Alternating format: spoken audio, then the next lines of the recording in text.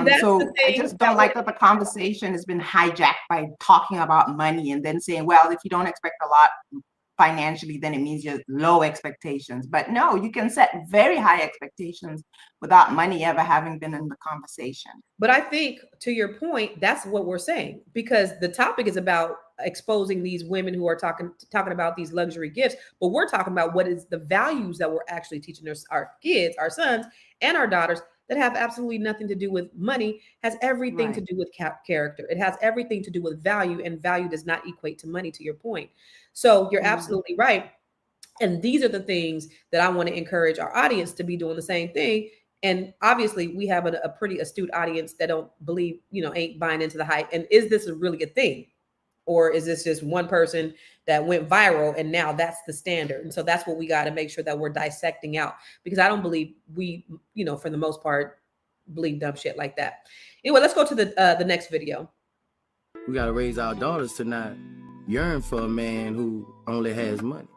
Follow your heart. Follow a man that makes you happy to be around him.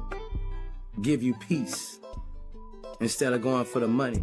If you start loving a man for money, when that money's gone, what do you love him for? But you don't want her to settle for a bum ass man. Right. That's why you have to raise her to know her worth.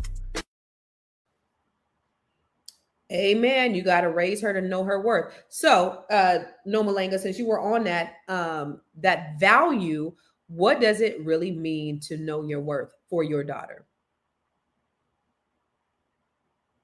Noma. Is this thing on? No Malenga? Can you hear me? So I'll go over to Dr. Lene. Are we frozen? You might be. You're delayed. You're delayed. So, well, I know this. Can I say one thing about the money situation?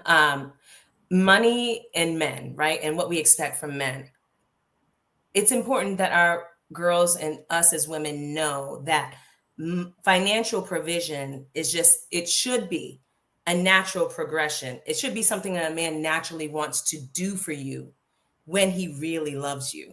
Yeah. So if there's an issue about, oh, you're not helping me, you're not supportive financially, and we're in this, then there's a question of whether that man really loves you. Because I feel like naturally a man is going to want to do that if he really loves you. What do you think? Do you think this? Because I know we talked about this before, Dr. Lene, in terms of provision, being a provider, and all of those things. What is your opinion on that?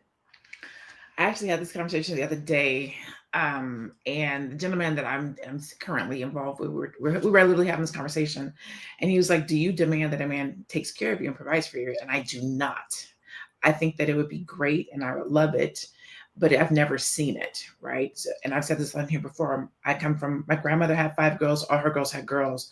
So I don't have any brothers, no male cousins, anything like that. So I've only seen strong women. Now, if my husband comes through, my man comes through and he provides for me, I think that that is great and I'm going to appreciate it. But I operate from the perspective of team. Like we're both here, we're both doing the thing. Let's get out here, let's get it. If you got 150 and I got 150, we got 300 together. If you only got 150, then we only got 150. So I'm okay with being a teammate, a team player.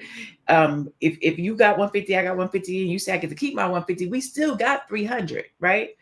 So that's kind of what I would teach my daughter. Like, again, be able to take care of yourself. Mm-hmm. Expect that somebody can take care of you. Don't demand it, but be a team player.